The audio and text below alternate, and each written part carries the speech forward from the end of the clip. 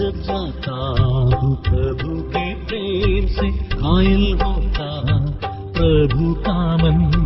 दूर जब जाता हूँ प्रभु के प्रेम से, घायल होता प्रभु का मन।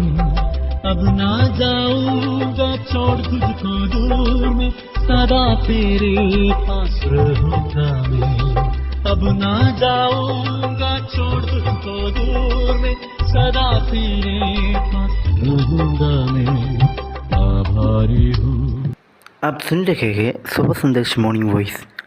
आप प्रभु का दास नेल्सन थॉमस मुंबई से वजन से बांटा जाएगा। नमस्कार और जय मसीह। थोड़ी देर के हमारे मनन के लिए आइए निकालेंगे लूका रे सुसमाचार 5वां अध्याय 7 से लेकर 11 पदों को। Luke's gospel chapter 5 versus 7 to 11। प्यारो, हम पिछले हफ्ते इसी अध्याय से 1 से लेके 6 पदों पर मनन किया। प्रभु यीशु मसीह के कुछ धन्य गुणों को जिस तरीके से गेनेसरेत के झील के किनारे प्रकट होते, यीशु मसीह शिमोन पतरस के नाव में बैठकर परमेश्वर का वचन भीड़ को सुनाते हैं और उसके पश्चात शिमोन को मच्छी पकड़ने के लिए फिर से लेकर गहराई में ले जाते हैं।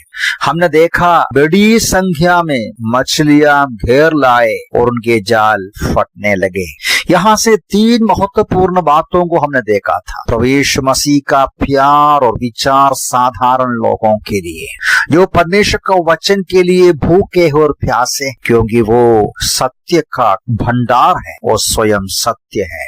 हमने देखा उसका अनुग्रह और दया जो गिरा हुआ है, जो अनाज्ञाकारी है पतरस जैसे उन लोगों के ऊपर। हमने देखा कि उनको खोजने वालों के लिए प्रतिफल देने वाला परमेश्वर है यीशु मसीह। अब 7 से लेके 11 पदों में उसी घटना की बाकी भाग को हम देखता है। हम देखते हैं कि जब उन्हें बहुत सारा मछलियां मिला, शिमोन ने उनके साथियों को बुलाया, एक और नाव लेकर आया और हम देखते हैं वो जो एक और नाव में भी मछलियां भरा। 7वां पद के अंतिम में पढ़ते हैं, यहाँ तक भर दिया वे डूबने लगे। यहाँ एक सवाल निकलते हैं, इतना सारा मछलियां 2 नाव भर दिया और वो डूबने पर है, तो बहुत सारा मछलियां कैसे एक साथ वो झील के उस विशेष स्थान पर पहुंचा? जवाब वचन हमें समझाते हैं। प्यारो, सब कुछ सृष्टि किया हुआ, निर्माण किया हुआ प्रभु यीशु मसीह, उनके आदेश के अनुसार सारे मछलियां एक साथ इकट्ठा हुआ और यीशु मसीह सर्वशक्तिमान सर्वज्ञानी जानते हैं कहाँ इन मछलियां में इकट्ठा हुआ है।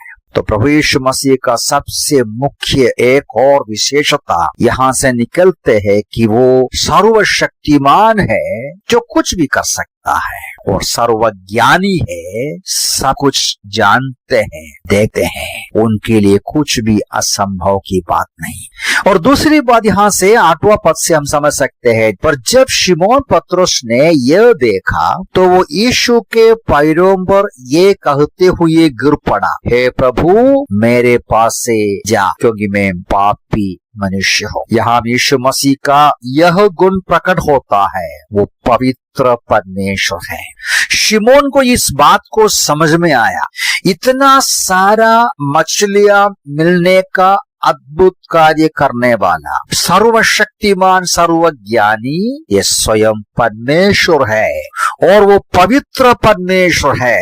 समुद्र के पानी के गहराई में जो मछलियां हैं उनको देख सका है, तो उनके हृदय के अंतःकरण को जांचने वाला, गुप्त जीवन को जांचने वाला परमेश्वर स्वयं है, पवित्र ईश्वर है। ये समझकर हम देखते हैं वो उनके पांवों पर गिर पड़ा, विनती किया, आप मेरे से दूर जाइए, मैं अयोग्य व्यक्ति हूँ, मैं गुनहगार व्यक्ति, मैं पापी व्यक्ति हूँ। उनका पापों को वो पहचान लिया और वो परमेश्वर का पवित्रताई को महसूस किया। पवित्र शास्त्र बाइबल इस बात को हमें दर्शाते हैं। ये पहली बार नहीं, बहुत सारा एग्जाम्पल्स हमको मिलता है। इब्राहिम के बारे में, अय्यूब के बारे में, यशायाह के बारे में, बहुत सारे, यूहन्ना के बारे में, जब कभी वे पवित्र परमेश्वर की उपस्थिति को पहचाना, अपने आप को कबूल किया कि मैं पापी हूँ, अयोग्य हूँ, लाचार। इस प्रकार का भावना बहुत जरूरी है, क्योंकि हमारा परमेश्वर प्यारों सर्वशक्तिमान सर्वज्ञानी पवित्र परमेश्वर है।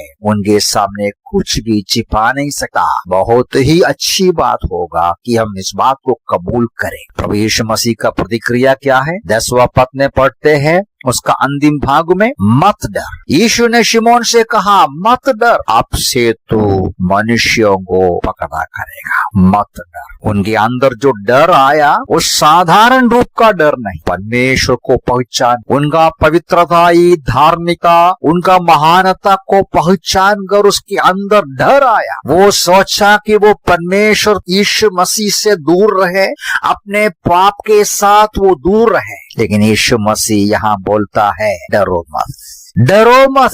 ये प्रभु का दया है, करुणा है। हम जब डरते हैं, हम जब अपने पापों को कबूल करते हैं, जब हम अपने आप को नम्र करते हैं, शून्य करते हैं, प्यारों में यीशु मसीह हमारे समीप आएगा। वो हमें क्षमा करना चाहता है, वो हमें धो डालना चाहते हैं, वो हमें सुधारना चाहते हैं, वो हमें क्षमा करना चाहते हैं। बहुत सारा एग्जाम्पल्स हम और भी पढ़ते हैं, लूका में ही पढ़ते हैं। 7वां अध्याय में पढ़ते हैं, पापिनी स्त्री उनके पांवों पर गिरा और उस समय यीशु मसीह बोलता है, शांति से जाओ।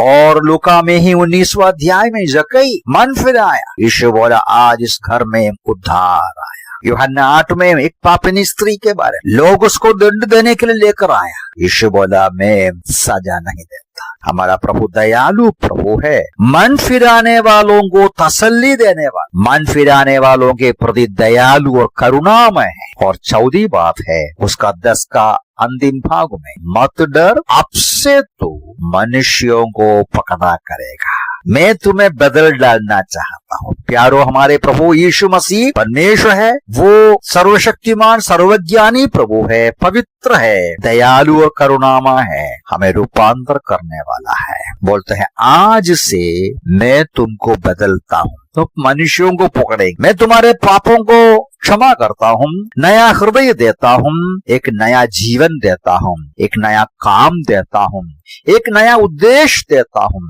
एक नया जिंदगी मैं तुमको देता हूँ। शिमोन के बारे में बाद में आप देख सकते हैं यूहन्ना के 21वां अध्याय में, और भी आगे भी यीशु मसीह उनको रूपांतर करते हैं। हमारा प्रभु रूपांतर करने वाला है। हम उनकी ओर देखेंगे, उनके समीप आएंगे, हमारी जिंदगी को बदल डालते हैं, निराशा को बदलेगा, हमारे संकट को बदलेगा, हमारे हृदय में आशा से, आनंद से, समाधान से भर देगा। हम यहाँ एक बात और पढ़ते हैं 11वां पद में, यीशु मसीह का इस महानता को पाकर या पहचान कर वे क्या किया, ये भी मन में रखिए। शिमोन के साथ उनके 2 साथी भी हैं, उनका नाम याकूब और यूहन्ना है। वे भी यीशु मसीह के इस महानताओं को देखकर आश्चर्यचकित। 11वां पद में ऐसा पढ़ते हैं, जब वे अपनी नावों को किनारे पर लाए तो सब कुछ वहीं छोड़कर उसके पीछे चल पड़े। यही हमें करना है। यदि वास्तव में यीशु मसीह की महानता को, उसका गुणों को पहचान लिया है, उनके पीछे हो लेना अवश्य है। जैसे मैंने पहले कहा, ये पतरस या शिमोन का करीबन 2रा या 3रा